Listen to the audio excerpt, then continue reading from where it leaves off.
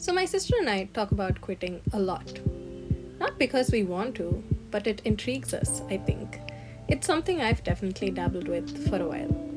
And being realistic is the goal, is what I told myself. And that's how I quit art. Okay, welcome back, guys, to a tutorial on giving up by Charlotte Pourquoi. That is satire, by the way. While I did give up on art, I did pick up playing the keys a little bit, and here's how that turned out.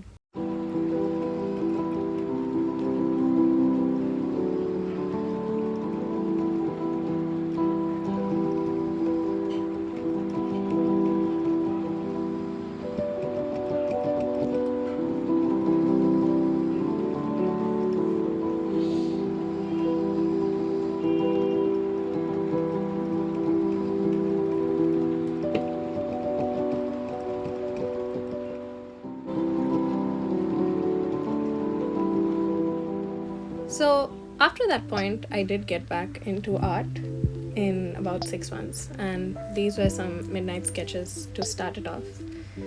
This piece was actually something I did in the course of the 6 months that I took a break from art.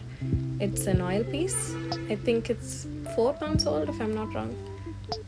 And then these were some storyboard notes from very recently. And again, some more midnight sketching that I did because I was extremely bored and I did want to get back into art, but I didn't want to push myself. So I eased back into it with some work. And this is actually one of my favorites. It's another canvas piece. It's the biggest canvas piece that I've done so far, is what I was going to say, but then now I've completed a bigger one. And it's 15 into 30 inches, and it's called A City on a Hill, which cannot be hidden. It's based on a verse. And then you can see the subtitles in the side, but then when I least thought I'd come back to digital art, that's when I did come back to it. And yes, as you can read on the screen, I did realize at that point that I will always love art. And sure, I didn't do digital art as much, but I did not give up on art in all its forms. Even when I gave up on art in a visual sense, I did trickle back to it through playing the keys.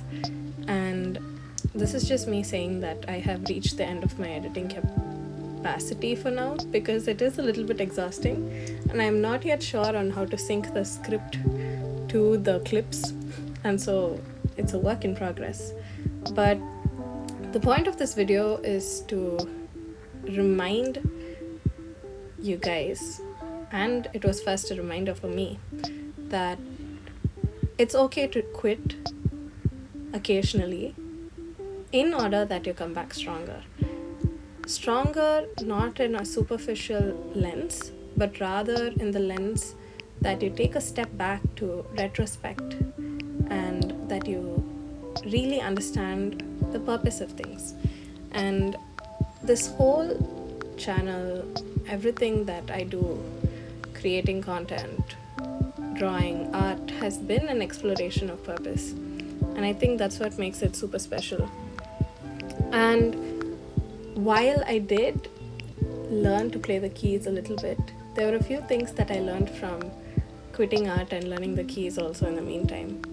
It's the fact that in order to truly learn, you need to live in the present and fully be present in your being, not just to experience life at a distance, but rather to soak yourself.